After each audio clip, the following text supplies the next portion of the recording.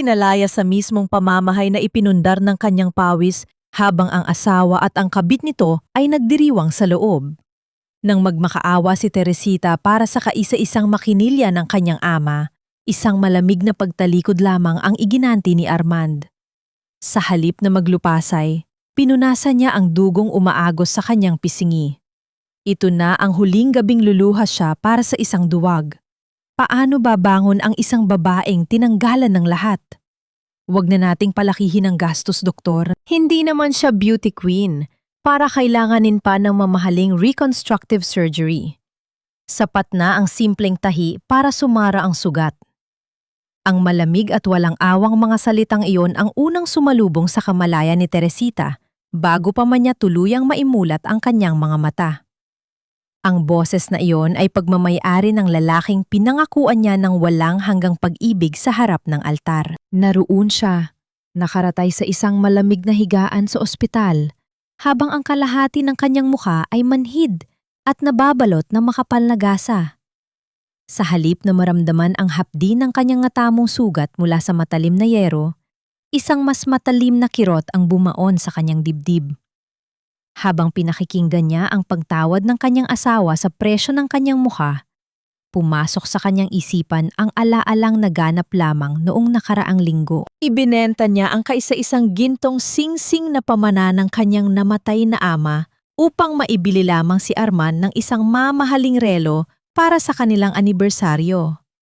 Ibinigay niya ang lahat ng halaga sa kanyang buhay, ngunit para sa lalaking ito, hindi man lang siya karapat-dapat sa isang disenteng paggagamot.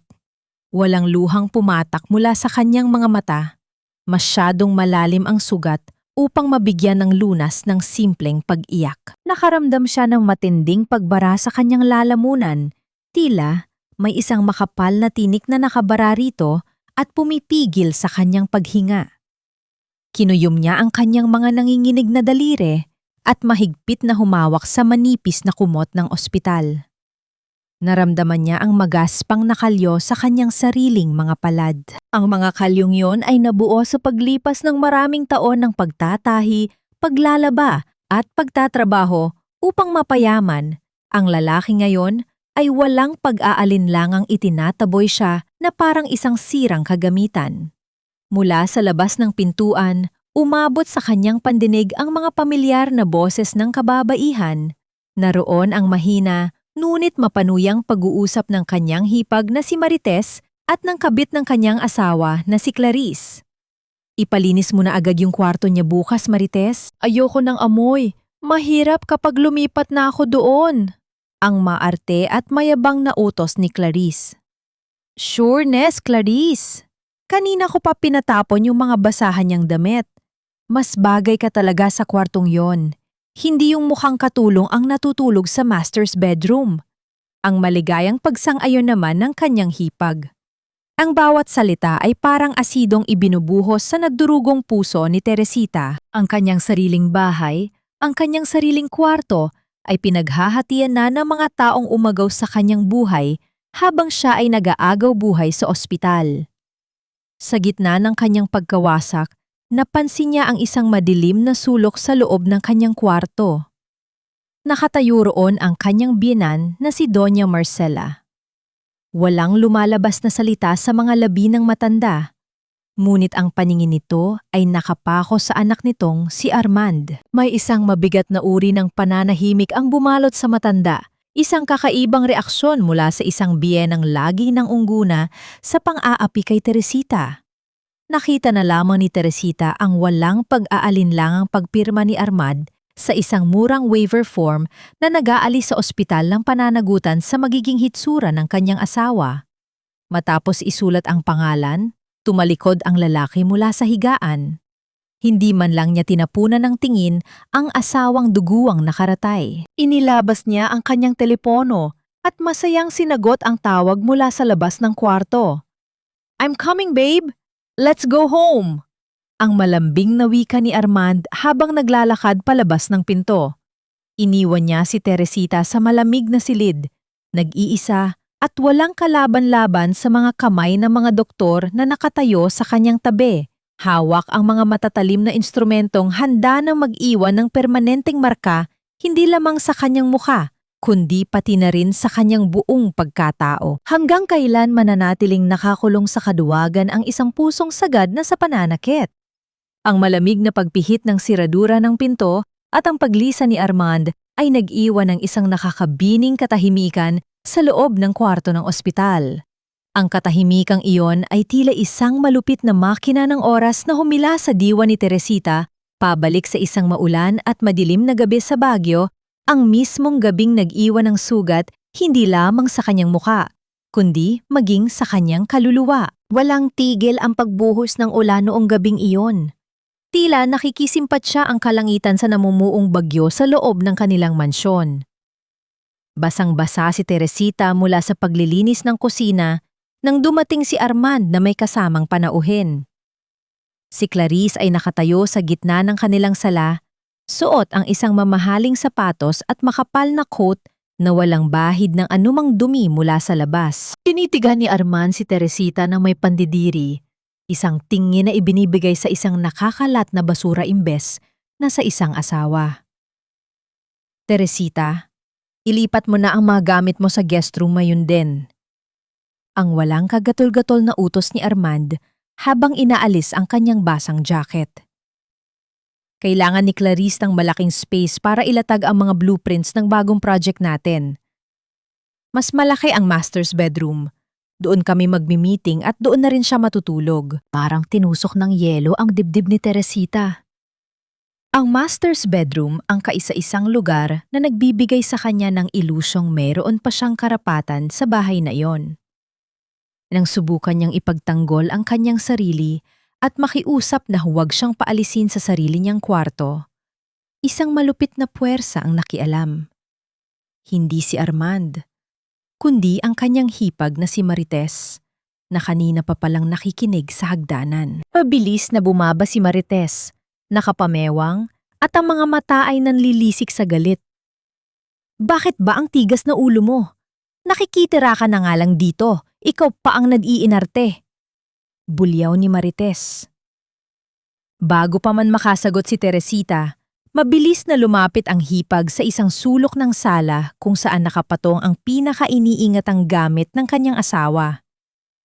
Ang lumang makinilya ng namatay niyang ama. Ang kaisa-isang pamana na naging sandata niya upang maitaguyod ang pag-aaral ni Armand noon. Walang awang hinila ni Marites ang mabigat na makina at kinaladkad ito papunta sa pintuan. Binuhat niya ito ng buong lakas at inihagis sa labas ng bahay, diretso sa gitna ng walang awang pagbuhos ng ulan. Ang pagbagsak ng mabigat na bakal sa maputik na lupa ay tila pagdurog sa mismong puso ni Teresita. Sa sobrang desperasyon at takot na masira ang kaisa-isang alaala ng kanyang ama, hindi niya inalintana ang lamig at ang dilim. Tumakbo siya palabas ng pinto upang isalba ang makinilya, ngunit sa kanyang pagmamadali at pang-inginig ng mga tuhod, nawalan siya ng balanse. Sumadsad ang kanyang mga paa sa nadudulas at lumot-lumot na hagdan ng bato. Bumagsak ang kanyang buong timbang pababa, hanggang sa salubungin ng kanyang kaliwang pisingi ang matalim at kalawanging gilid ng nakalaylay na yero sa gilid ng pasamano. Isang nakakapasong hapdi ang gumuhit sa kanyang muka, kasunod ang pag-agos ng mainit na dugo na sumabay sa lamig ng ulan. Nakahandusay siya sa putikan, hindi makabangon sa tindi ng sakit at pagkahilo. Sa gitna ng kanyang paghihingalo, nakita niya ang ulan na unti-unting naghuhugas sa lumang langis ng makinilya. Ang pag-agos ng langis at tubig sa kalawangin nitong katawan ay tila maiinit na luha ng kanyang namatay na ama, umiiyak at nagluluksa para sa kinahinatnan ng kanyang kaisa-isang anak na babae. Nang pilitin niyang iangat ang kanyang paningin papunta sa balkonahe, nakita niya si Armand. Nakatayo lamang ang kanyang asawa, nakapamulsa at naglabas ng isang mabigat na paghinga na nagpapahiwatig ng matinding pagkainis kaysa sa pag-aalala. Sa likuran ni Armand, nakadungaw si Clarice, at sa ilalim ng malamlam na ilaw ng post, nakita ni Teresita ang dahan-dahang pagguhit ng isang mapanuyang ngiti sa mga labi ng babaeng umagaw sa kanyang asawa. Walang tumulong. Walang sumagip. Ang nakakapasok alaala ng gabing yon ay unti-unting naglaho nang maramdaman ni Teresita ang isang malambot at marahang paghaplos sa kanyang magulong buhok. Nabalik ang kanyang diwa sa loob ng malamig na kwarto ng ospital. Amoy gamot ang paligid at manhid pa rin ang kalahati ng kanyang mukha. Nang dahan-dahan niyang imulat ang kanyang kaisa-isang matang, walang benda, bumungad sa kanya ang isang mukhang hindi niya inasahang makita. Si Doña Marcela ay nakatayo sa tabi ng kanyang kama. Ang mga matapobreng mata nito noon ay ngayon ay namumula at puno ng malalim na pagsisisi. Maputla ang matanda at nanginginig ang mga kamay nito habang mahigpit na nakahawak sa isang makapal na brown envelope. May nakatagong bigat sa loob ng sobreng iyon, isang misteryong nagtataglay ng kasagutan na maaaring bumago sa takbo ng buhay ni Teresita. Dahan-dahang inilapit ng binan ang kanyang muka sa tainga ng kanyang manugang upang iparating ang mga salitang hindi kailanman inasahang bibitawan ng isang taong naging bahagi ng kanyang kalbaryo. "Kunin mo ito," ang basag at nanginginig na bulong ni Doña Marcela habang idinidiin ang sobre sa palad ni Teresita. "Tumakas ka na, bago pa nila tuluyang patayin ang kaluluwa mo." Ang mabigat na sobreng idiniin ni Doña Marcela sa dibdib ni Teresita ay tila isang angkla na pumipigil sa kanyang tuluyang paglubog sa dagat ng kawalan ng pag-asa. Nanginginig ang mga daliri ng matanda nang dahan-dahan nitong buksan ang flap ng brown envelope upang ipakita ang laman nito. Bumungad kay Teresita ang makakapal na bungkos ng pera at isang plane ticket patungong Maynila. Ito ang buong life savings ng kanyang biyenan. Ang perang inipon nito sa loob ng maraming dekada, na yon ay iniaalay upang bilhin ang kanyang kalayaan. Ang mga luhang matagal ng kinimkim ng matandang donya ay tuluyan ng umagos, bumabagtas sa mga malalalim na guhit ng kanyang mukha na dati ay nagpapamalas lamang ng pagmamataas at pangmamaliit. Nakita ni Teresita ang pagbagsak ng balikat ng babaeng kinatatakutan niya sa loob ng 7 taon. Ang matapang na Doña Marcela ay naging isang inang puno ng matinding pagsisisi at pagdurusa. "Patawarin mo ako, Teresita." Ang basag at pumipiyok na tinig ng matanda, puno ng pait na nagmumula sa kaibuturan ng kanyang kaluluwa. "Naging bulag ako sa kasakiman ni Armand. Kinunsinti ko ang kalupitan niya dahil akala ko iyon ang makabubuti sa pamilya natin. Ngunit nang marinig ko kung paano niya tawaran ang mismong mukha at buhay mo kanina, nakita ko ang demonyong pinalaki ko. I'm so sorry, Iya. Hindi mo deserve ang ganitong klaseng impyerno." Isang matinding pagkalito ang bumalot sa isipan ni Teresita. Ang kulturang nagturo sa kanya ng lubos na pagpapakumbaba ay muling gumapang sa kanyang sistema. Kinagat niya ang kanyang nanginginig na ibabang labi, pinipigilan ang paghikbi habang nakatingin sa pera. Pumasok sa kanyang isipan ang salitang utang na loob. Ang tanikalang ginamit ni Armand upang iparamdam sa kanya na wala siyang kwenta kung wala ang pamilya Valdez. Paano niya tatalikuran ang sinumpaang sumpaan sa harap ng altar?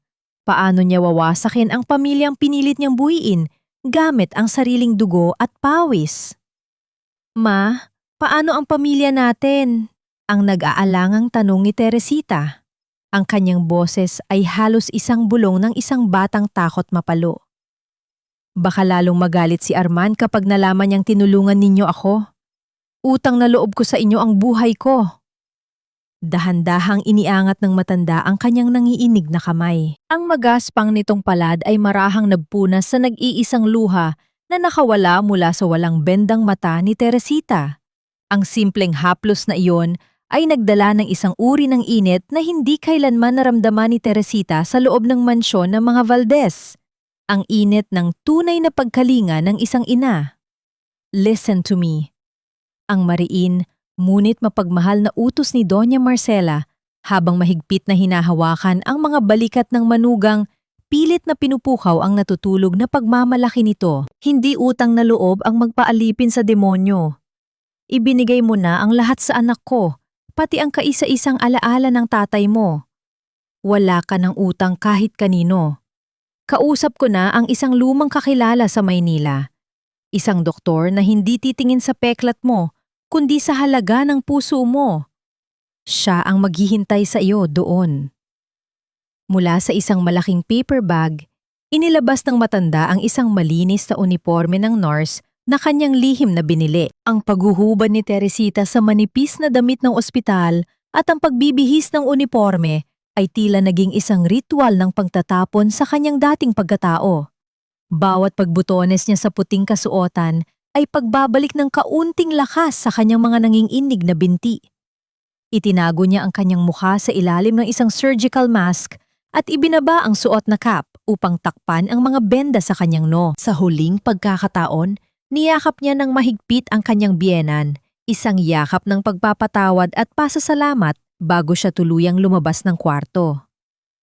Ang kanyang mga hakbang sa mahaba at madilim na pasilyo ng ospital ay maingat at mabilis, humahagip sa makintab na sahig habang iniiwasan ang mga nag-iikot na gwardiya. Walang nakapansin sa isang duguang misis na nagaanyong nurse, dala-dala ang isang sobre naglalaman ng kanyang bagong simula. Sumakay siya sa unang taxi na nakita niya sa labas ng gusali at nagpahatid sa terminal. Dala ang nag-iisang pangako sa sarili na hindi na siya babalik bilang isang talunan. Isang oras matapos ang kanyang pagtakas, ang pintuan ng kwarto sa ospital ay itinulak ng walang pakundangan. Pumasok si Armand na may dalang inis sa mukha. Asang-asa na madadatnan niya ang asawang nagmamakaawa at umiiyak sa sakit. Ngunit ang sumalubong sa kanya ay isang malamig at walang lamang higaan. Maayos na nakatupi ang kumot sa paanan ng kama. Sa gitna ng puting unan, kung saan dapat nakahiga ang wasak na mukha ng kanyang asawa, ay nakapatong ang isang dokumento. Ito ay ang mga papeles ng annulment, formal, at malinaw na may pirma ni Teresita sa ibaba. Iniiwan si Armand na nakatayo sa gitna ng silid habang ang kanyang matayog na ego ay unti-unting nadudurog sa katotohanang siya ang unang tinalikuran. Habang nagpupuyos sa galit si Armand sa loob ng ospital, isang eroplano ang tahimik na lumilipad sa kalangitan, papalayo sa malamig na hamog ng Baguio, patungo sa isang lungsod kung saan naghihintay ang mga kamay na maghihilom sa mga sugat ng kahapon. Ang paglipad ng eroplano palayo sa malamig na Baguio ay naghatid kay Teresita sa isang mundong banyaga, ang magulo at maingay na lungsod ng Maynila. Dala ang address na isinulat ni Doña Marcela sa isang maliit na piraso ng papel. Narating niya ang isang pribado at tahimik na klinika na nakatago sa isang kalyeng malayo sa karaniwang daanan ng mga sasakyan. Ang gusali ay pinapalibutan ng matataas na halaman, nagbibigay ng isang pakiramdam ng kapayapaan na lubos na kabaliktaran ng bagyong namumuo sa kanyang kalooban.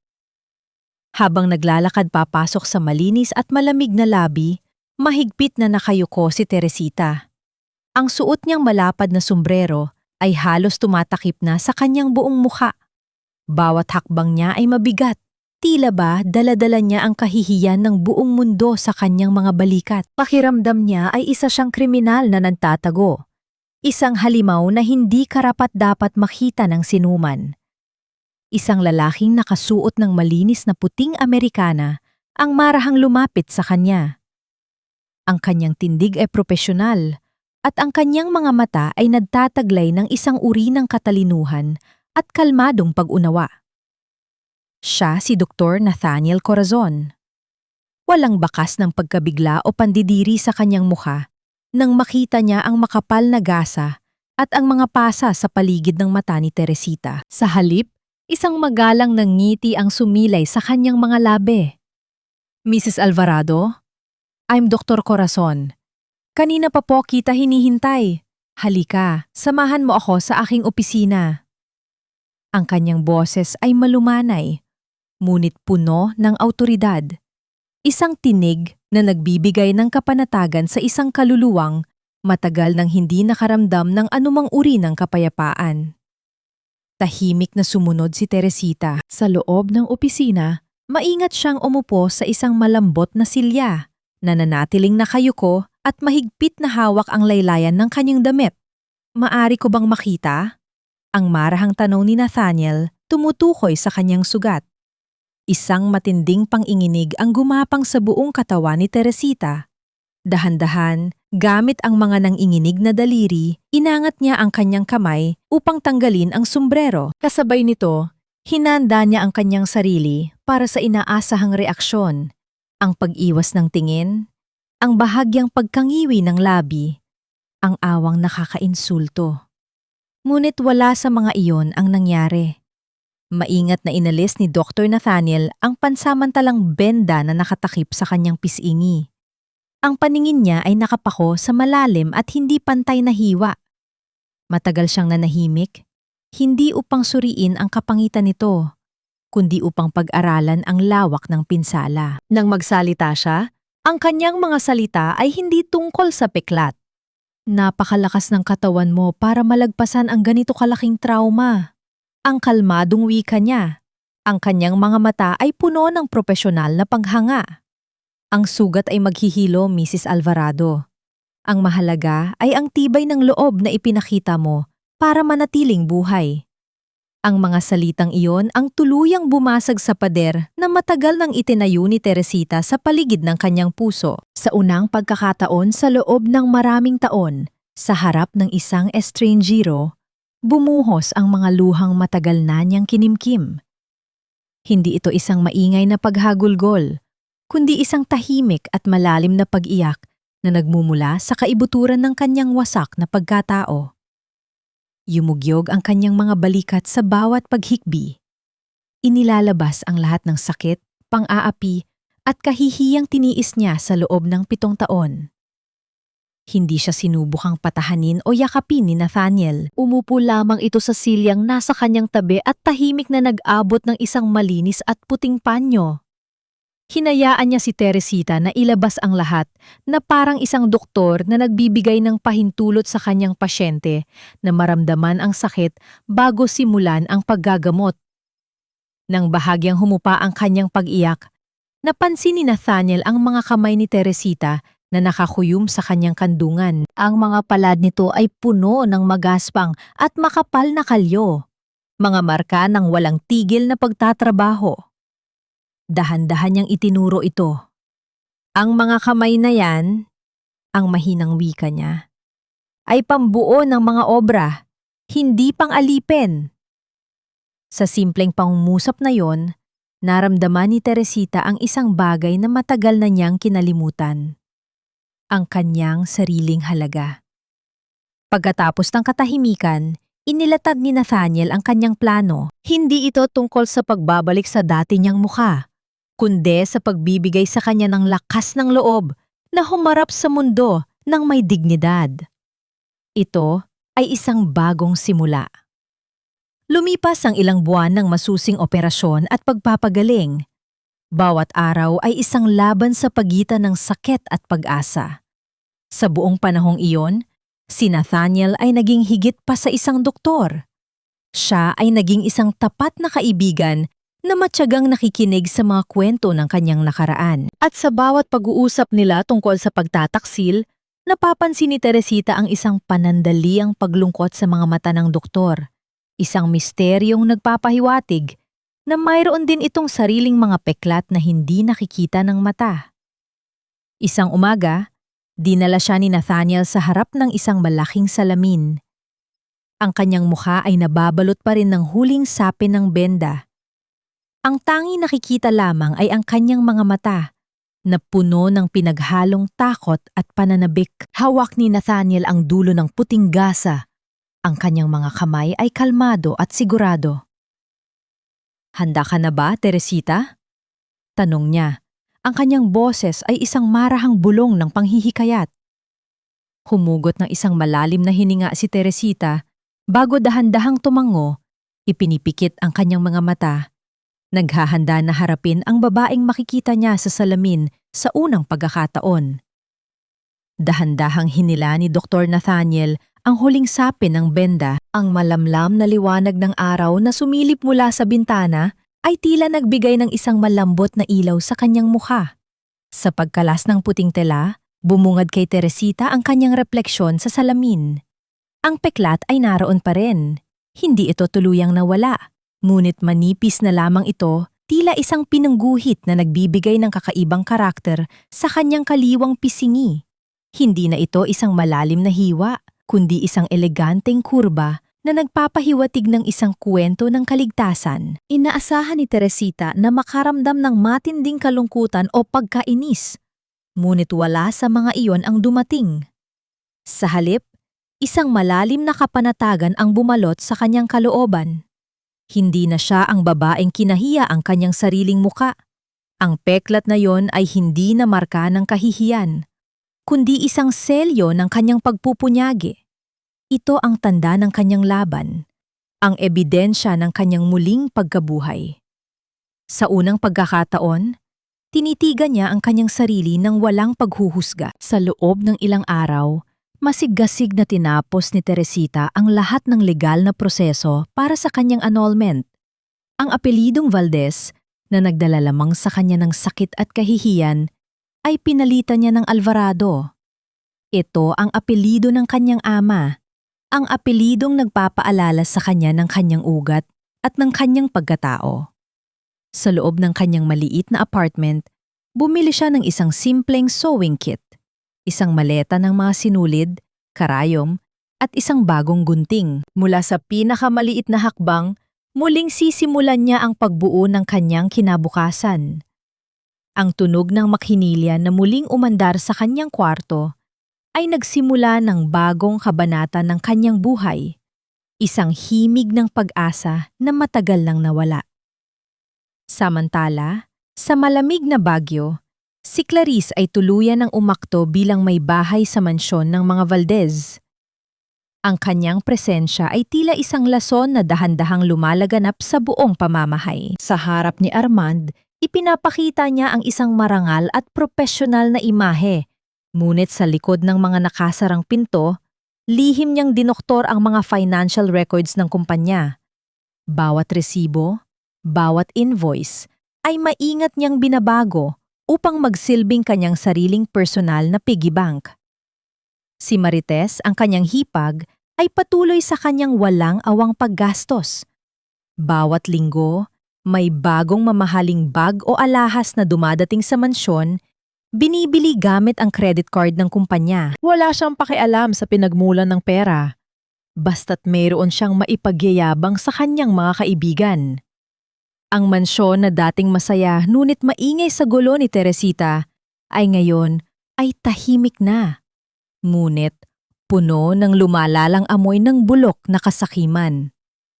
Sa gitna ng lahat ng ito, nagsimulang maramdaman ni Armand ang kakulangan sa kanyang buhay.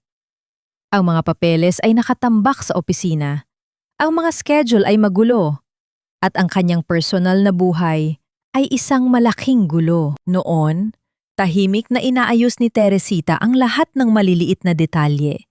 Inaalagaan ang bawat sulok ng kanilang buhay nang walang pasubali. Ngayon, ang kanyang kawalan ay nag-iwan ng isang malaking butas na hindi kayang punan ng kalupitan ni Clarice at kawalang ingat ni Marites. Bakit ba ang gulo ng lahat na yon, Clarice? Ang inis na tanong ni Armand isang gabi habang nagkakalat ang mga papeles sa mesa. Simula nang mawala si Teresita, parang nawawala na rin ang lahat ng ayos sa buhay ko. Nagkunwari si Clarice na nag-aalala. Ang kanyang mga mata ay puno ng peking empatiya. Dahan-dahan niyang hinaplos ang braso ni Armand. Ang kanyang boses ay malambing, ngunit may nakatagong panunulsol. Baka naman kasi she took something with her, hon? Hindi mo ba napapansin? Ever since she left, maraming kulang sa company funds. Baka kinupit niya tapos tumakas. Alam mo naman, mga taong galing sa mahirap, mahilig mang ulimbat. Nahulog si Armand sa patibong ni Clarice. Ang kanyang ego ay lalo pang dumaki sa ideyang siya ang biktima at si Teresita ang salarin. Hindi niya kailanman inisip na ang babaeng buong buhay ay nagbigay ng sarili sa kanya ay kayang gumawa ng ganoong kasamaan. Ngunit, ang mga salita ni Clarice ay tila mga anino na dahan-dahang gumagapang sa kanyang isipan, naghahasik ng hinala. At isang gabi, habang lasing, palihim na pinapirmahan ni Clarice si Armand sa isang dokumentong ang nilalaman ay magpapabago sa kanyang buong buhay. Isang papeles na hindi niya kailanman babasahin dahil sa kanyang kawalan ng tiwala sa dating asawa. Isang araw, habang si Teresita ay abala sa pagtahi sa kanyang apartment, isang tawag sa telepono ang dumating. Ang boses ni Doña Marcela ay nanginginig sa kabilang linya, puno ng matinding pag-aalala. "Teresita, anak, may naghahanap sa'yo dito sa Baguio." Ang bulong ng matanda. Ang mga pulis kasama si Armand, sinasabi nilang may kaso ka raw. "Naghahanap sila sa'yo. Mag-ingat ka, Teresita. They're trying to frame you." Naramdaman ni Teresita ang isang malamig na panginginig na gumapang sa kanyang likod. Hindi pa man niya lubos na nasisimulan ang kanyang bagong buhay. Ang multo ng kanyang nakaraan ay muling bumabalik upang guluhin ang kanyang kapayapaan. Lumipas ang 2 taon na tila mga dahon na nilipad ng hangin sa Baguio at si Teresita Alvarado ay hindi na ang babaeng yumuyuko at takot. Sa abalang lungsod ng Maynila, matagumpay niyang naitayo ang kanyang munting patahian na tinawag niyang Isadoras. Hindi ito basta-basta shop. Isa itong kanlungan para sa mga babaeng naghahanap ng ikalawang pagkakataon. Mga babaeng tulad niya ay dumanas din ng matinding pasakit at pang-aabuso. Bawat tahi ng makinilya sa loob ng shop ay isang himig ng pag-asa. Bawat putol lang tala ay paghihiwalay sa nakaraan. Mula sa kanyang pagiging profesional na doktor, si Nathaniel ay naging isang mahalagang bahagi ng bagong buhay ni Teresita.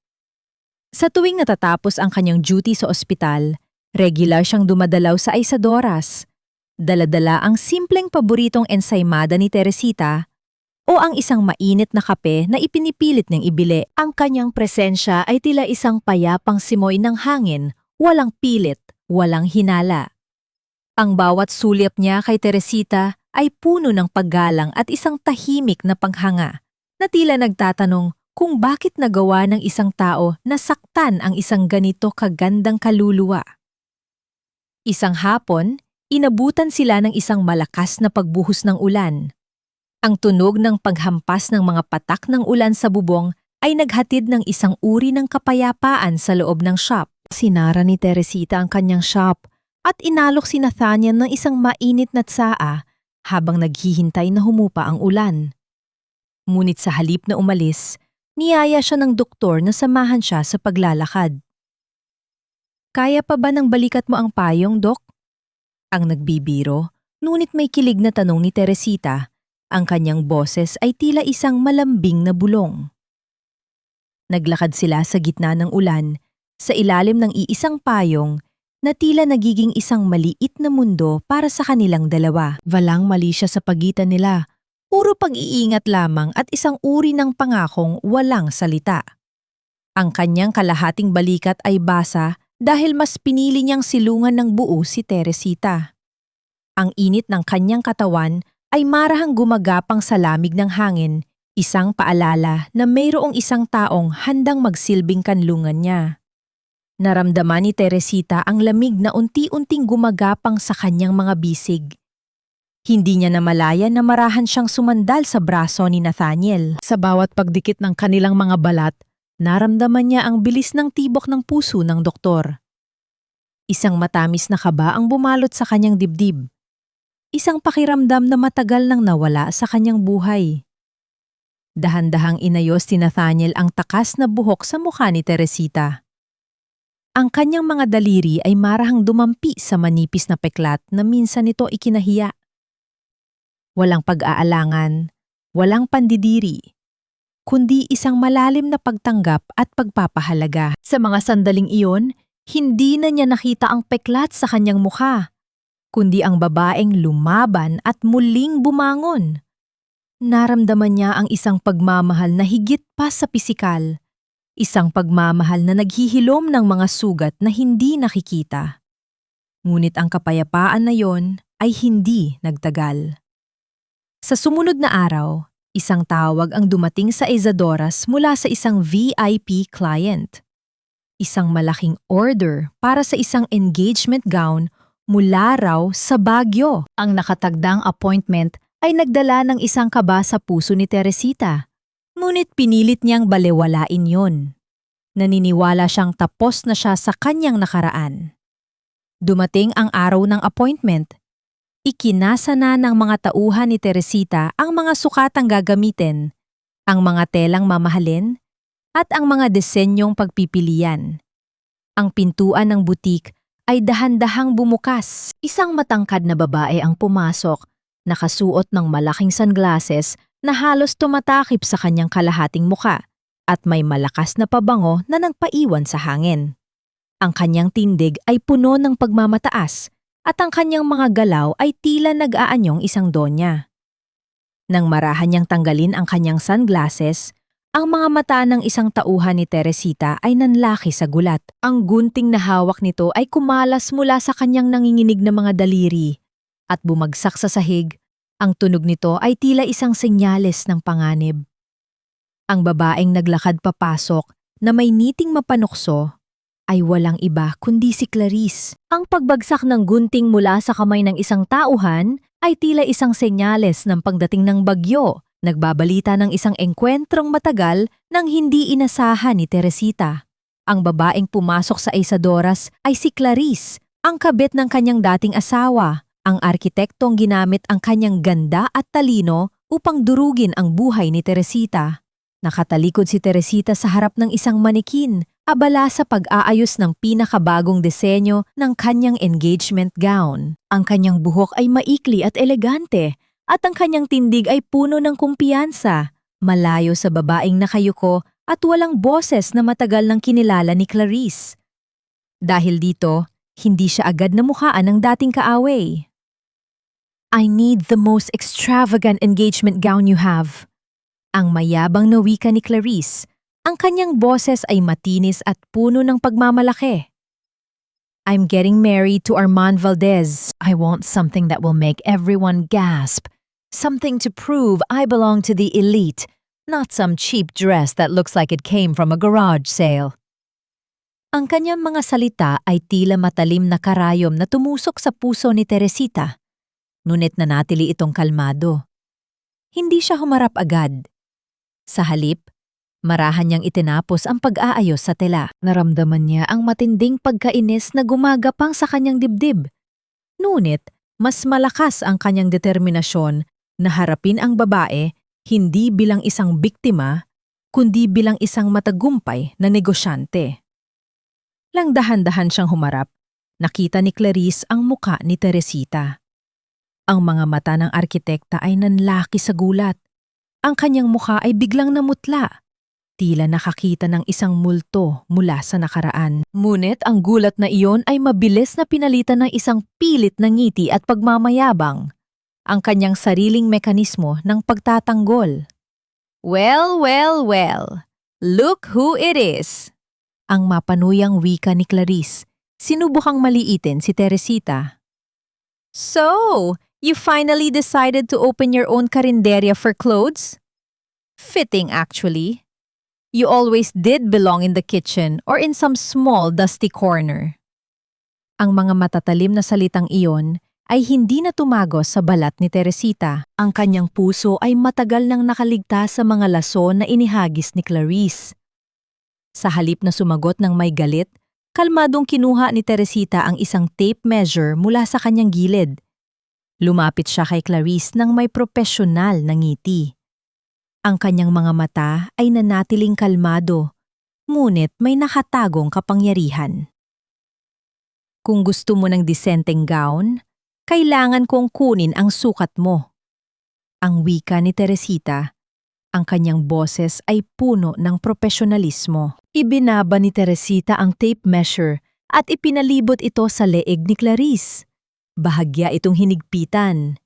Hindi sapat upang saktan, kundi sapat upang magpadala ng isang tahimik na babala. Isang demonstrasyon ng kanyang bagong nahanap na kapangyarihan. Nakita niya ang panandaliang pagkagulat at takot sa mga mata ni Clarice. Isang reaksyon na nagpatunay na ang babaeng ito ay hindi na niya kayang manipulahin. Hindi kami tumatanggap ng mga sukat na pilit sa katawan ng iba, lalo na kung ang pambayad ay nakaw. Ang kalmadong wika ni Teresita, ang kanyang boses ay tila isang matalim na gunting na pumuputol sa ilusyon ng kapangyarihan ni Clarice. Kaya, I'm afraid, ma'am, hindi ka namin kayang pagsilbihan dito sa Isadoras. Namula sa galit si Clarice.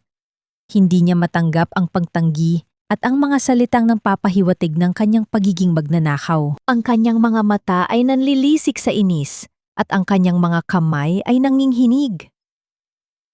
How dare you! Ang bulyaw ni Clarice, itinaas ang kanyang boses. Hindi mo ba alam kung sino ang kinakausap mo? Ako ang magiging Mrs. Valdez. I have all the money in the world. I'll buy your whole shop. Inilabas niya ang kanyang mamahaling credit card. Ang logo ng Valdez Construction ay kitang-kita sa ibabaw nito. May pagmamalaki niya itong inabot sa isang tauhan ni Teresita na nanginginig ang kamay sa takot. Ngunit nang iswipe ng tauhan ang card sa machine, isang malamig at malakas na tunog ang lumabas mula sa maliit na aparato.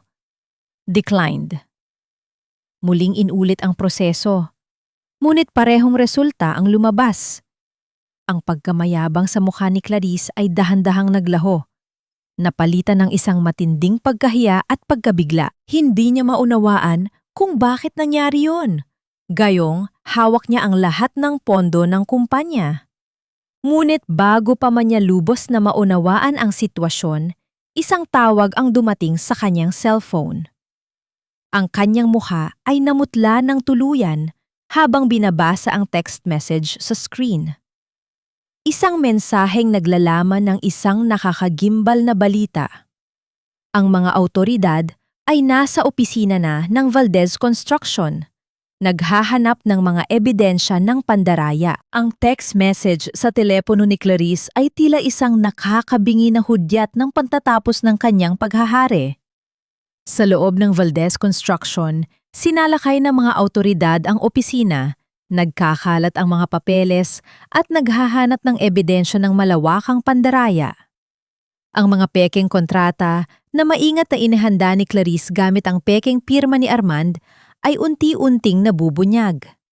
Ang imperyong pinilit buuin ni Armand sa loob ng maraming taon ay dahan-dahang gumuguho. Hinahanap ng mga pulis si Clarice, ngunit huli na ang lahat. Ilang oras bago ang pagsalakay, sumakay na ito sa isang pribadong jet patungo sa ibang bansa. Dala niya ang malaking halaga ng cash na kinuha mula sa kumpanya at maging ang mga mamahaling alahas ni Marites na lihim niyang ninakaw. Ang kanyang pagtakas ay isang malinaw na ebidensya ng kanyang kasakiman at ang kanyang kawalan ay nag-iwan ng isang malaking butas sa kumpanya na hindi na kayang punan. Samantala, sa labas ng mansyon ng mga Valdez, dinala ng bangko ang mga tauhan nito upang kumpiskahin ang ari-arian. Ang malaking karatula na foreclosed ay inilagay sa bakod, isang simbolo ng pagkawasak ng kanilang dating pamumuhay. Si Marites ay naglulupasay sa gate, ang kanyang mukha ay puno ng luha at paghihinagpis. Mahigpit siyang nakakapit sa kanyang mga peking designer bags, ngunit walang nagawa ang kanyang pagmamakaawa. Pinalaya siya mula sa bahay na inakala niyang pag-aari niya. Naiwan si Armand sa gitna ng kalsada, walang pera, walang bahay at walang dangal. Ang kanyang mga tauhan ay umalis na, ang kanyang mga kaibigan ay tinalikuran siya, at ang kanyang pamilya ay nawasak. Sa gitna ng kanyang pagkawasak, pumasok sa kanyang isipan ang alaalang nilikha niya sa loob ng maraming taon. Ang ideyang si Teresita ang nagnakaw ng nawawalang pondo. Ngunit nang makita niya ang mga dokumento, isang mapait na katotohanan ang bumungad sa kanya. Ang lahat ng kontratang kanyang pinirmahan habang siya ay lasing, ang lahat ng assets ng kanyang kumpanya ay nailipat na sa pangalan ni Clarice. Nahulog si Armand sa malamig na semento. Ang kanyang mukha ay puno ng matinding pagsisisi. Ang mga luhang matagalan niyang pinigilan ay tuluyan ng umagos. Hindi ito mga luha ng pag-ibig, kundi mga luha ng pagkatalo at kawalan.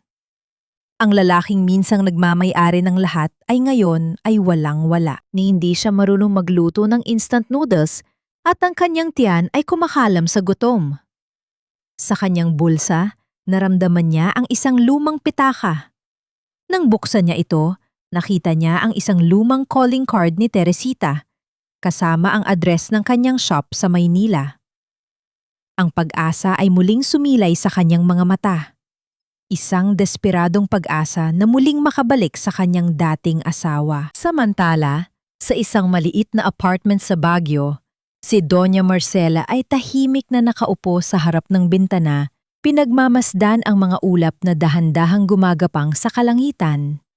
Ang kanyang telepono ay nakapatong sa mesa at ang isang hindi pamilyar na numero ay nakarehistro bilang emergency contact.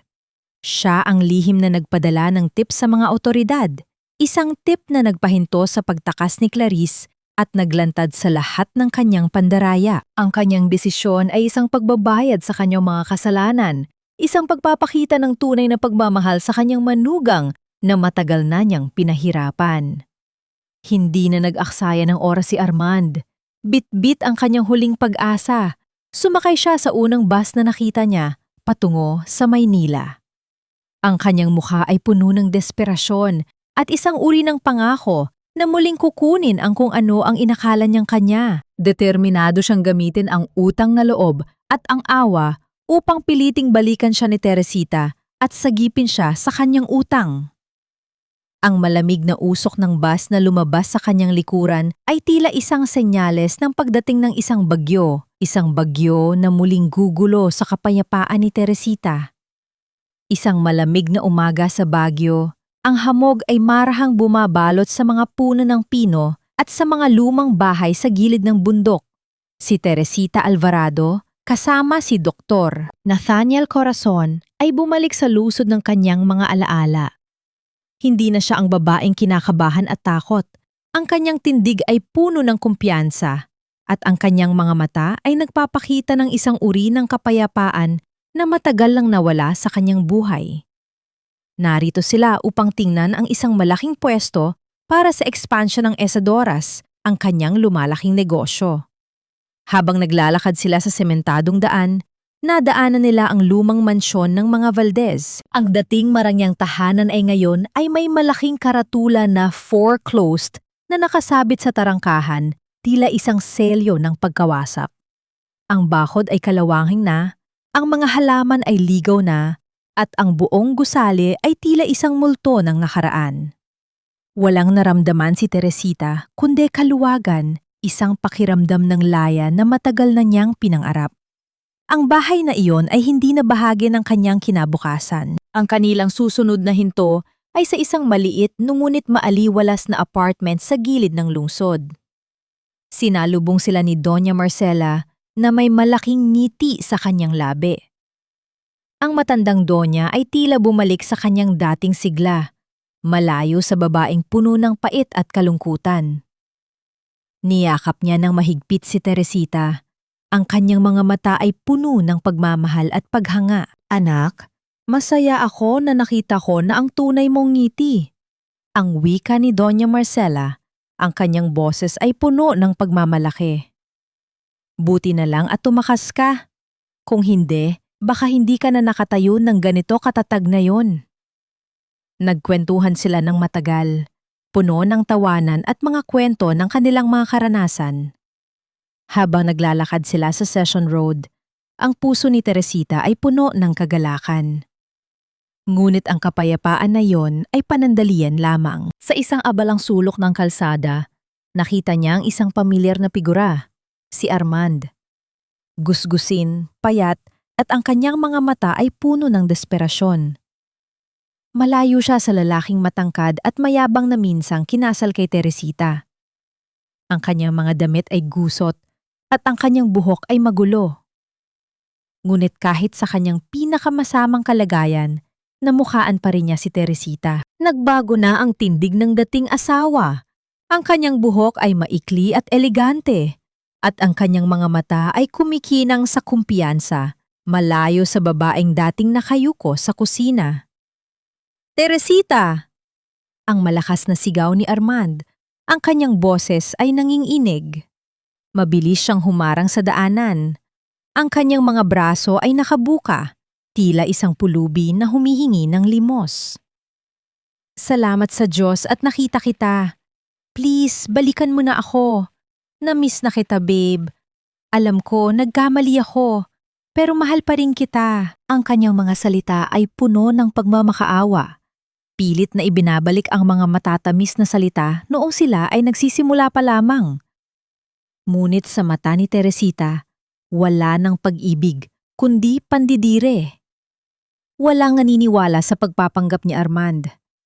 Nakita niya ang kanyang pagpapanggap sa harap ng publiko. Pilit na ginagamit ang simpatya ng mga tao. Mayroon siyang isang layunin sa kanyang pagbabalik.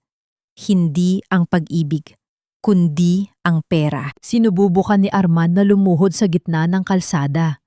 Ang kanyang mga mata ay puno ng pekeng luha.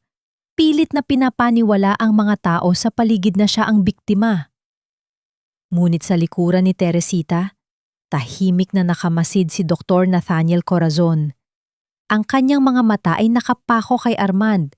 Handa ng protektahan ang babaeng mahal niya. Biglang hinawakan ng mahigpit ni Armand ang braso ni Teresita. Ang kanyang mga daliri ay humukay sa kanyang balat. Lumabas ang dati nitong marahas na ugali nang hindi gumana ang pagmamakaawa. Ang sakit mula sa mahigpit na hawak ni Armand ay nagdala kay Teresita pabalik sa gabi ng kanyang aksidente, sa mga kamay na nagtapon sa kanya sa putikan. Hindi na niya ito hahayaan, pangsyaktan siya. Ang sakit mula sa mahigpit na hawak ni Armand ay muling nagbalik ng alaala ng mga kamay na nagtapon sa kanya sa putikan. Ang mga kamay na sumira sa kanyang mukha at kaluluwa. Ngunit bago pa man makasagot si Teresita sa muling pagtatangkang manakit ng kanyang dating asawa, isang kalmadong presensya ang humakbang sa kanyang harapan. Walang suntok na inihagis. Walang malakas na sigaw na pinakawalan. Sa halip, marahang hinawakan ni Dr. Nathaniel Corazon ang pulso ni Armand. Ang kanyang mga daliri ay mariing dumampi sa isang pressure point. Ang mahigpit na pagkakahawak ni Armand kay Teresita ay agad na kumalas at ang kanyang mga daliri ay dahan-dahang nanghina sa sakit. Huwag mong hawakan ang hindi na sayo. Ang malamig at pormal na babala ni Nathaniel. Ang kanyang boses ay tila isang yelo na bumalot sa init ng bagyo. Ang kanyang mga mata ay nanatiling kalmado, ngunit may nakatagong babala na hindi kayang balewalain ni Armand. Mula sa pagkagulat, pilit na ibinalik ni Armand ang kanyang lumang ugali. Sinubukan niyang mag-gaslight, naghahanap ng paraan upang maibalik ang simpatiya ng publiko. Sino ka ba para makialam? Asawa ko yan! Sa mata ng Diyos, kami pa rin. Pinilit lang ako ni Clarice sa lahat ng ginawa ko. Alam mo naman, Teresita, ang hirap ng mag-isa ako. Isang nakakainis na tawa ang kumawala mula sa mga labi ni Teresita.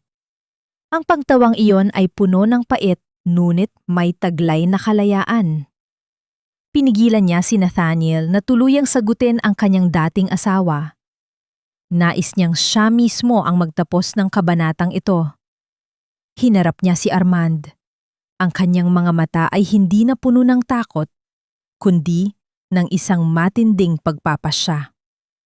Wala nang tayo sa mata ng Diyos, Armand. Ang mga papeles ng annulments ay pinirmahan ko na at inihain ko na sa korte, ang matatag na wika ni Teresita. At huwag mo sisihin ang iba sa mga pagkakamali mo. Walang nagpilit sa'yo na maging duwag.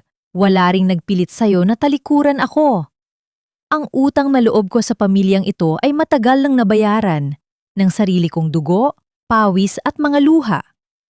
Inilabas ni Teresita ang kanyang maliit na purse. Kinuha niya ang isang barya, ang huling barya na ibibigay niya sa lalaki minsan niyang minahal. Dahan-dahan niya itong inihagis sa paanan ni Armand. Ang simpleng barya ay tila isang mabigat na batong dumurog sa ego ng lalaki. Eto, pamasahe mo pauwi sa kung saan ka man nakatira. Ang wika ni Teresita. Ang kanyang boses ay malamig at puno ng pagkalimot. Wala ka nang makukuha sa akin, Armand. Wala na. Tumalikod siya mula sa kanya. Iniwan niya si Armand na nakaluhod sa malamig na semento. Ang kanyang mukha ay puno ng matinding pagkatalo. Walang salita ang lumabas sa mga labi ni Armand. Napanood na lamang niya ang paglayo ni Teresita. Tuluyan ng pinutol ang tanikala ng nakaraan na matagal nang gumapos sa kanyang kaluluwa.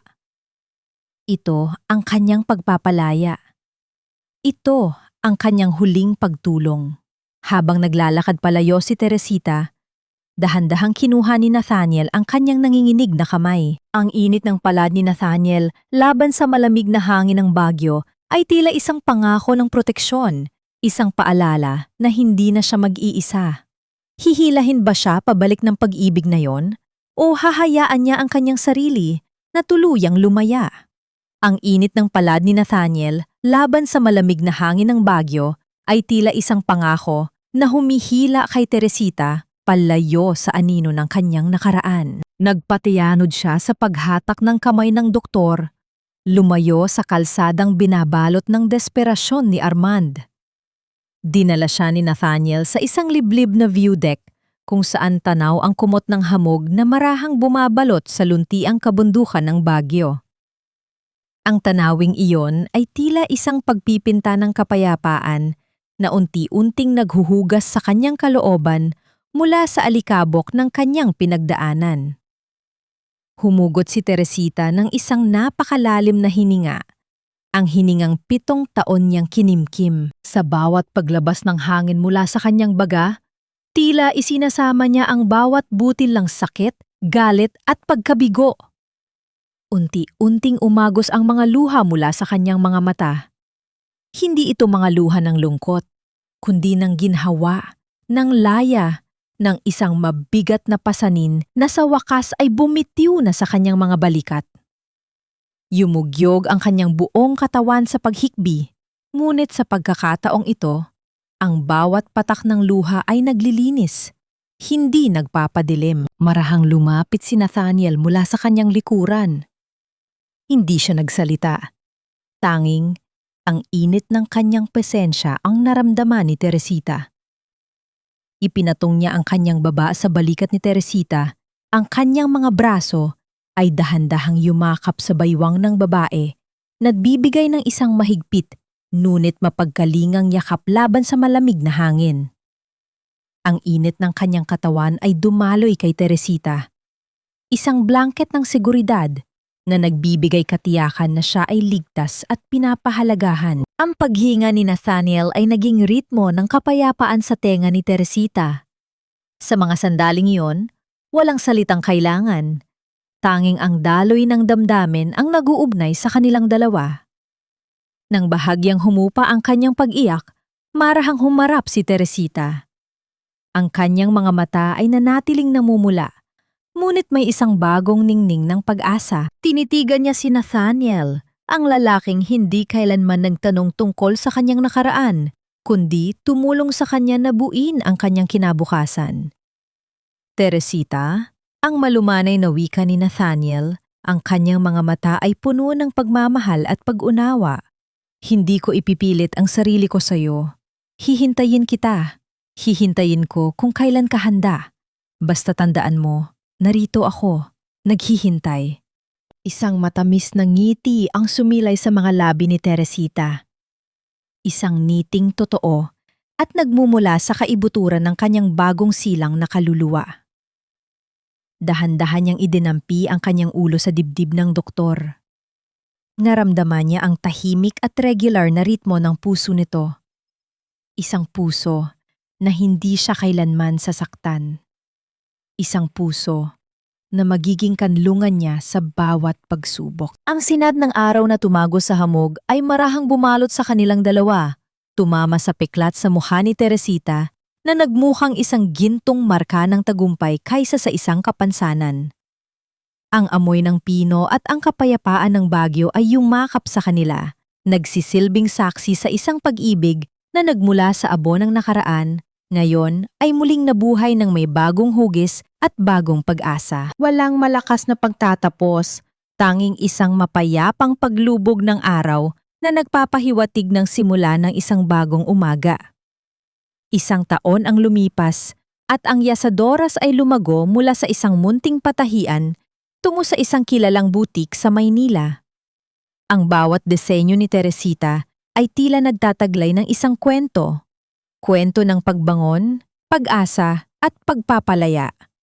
Hindi lamang ito isang negosyo, isa itong kanlungan at isang inspirasyon. Regular siyang nag-sponsor ng mga livelihood programs para sa mga kababaihang tulad niya ay dumanas ng pang-aabuso, nagbibigay sa kanila ng pagkakataong muling hawakan ang sinulid ng kanilang sariling kinabukasan. Ang bawat tahi ay hindi lamang gumagawa ng damit, kundi bumubuo rin ng bagong buhay. Sa paglipas ng panahon, umabot sa kanyang kaalaman ang naging kapalaran ng mga taong sumira sa kanya. Nabalitaan niyang nasa kulungan si Armand, nakapiit dahil sa patong-patong na kasong iniwan ni Clarice bago ito tuluyang tumakas sa ibang bansa. Si Marites, ang dating mayabang na hipag, ay nagtatrabaho na ngayon bilang dishwasher sa isang karenderya sa probinsya. Ang kanyang mga kamay ay puno na ng kalyo. Wala nang awa sa kanyang puso si Teresita para sa kanila.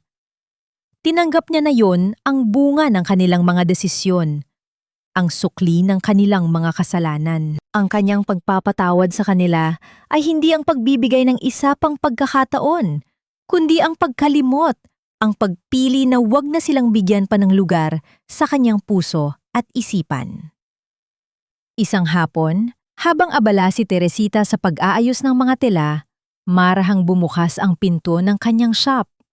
Pumasok si Nathaniel, dala-dala ang isang kahon ng paborito niyang ensaymada at ang isang mainit na kape. Sa kanyang kaliwang daliri, kumikinang ang isang simpleng gintong singsing, isang simbolo ng kanilang pag-ibig, isang pang-akong walang katapusan.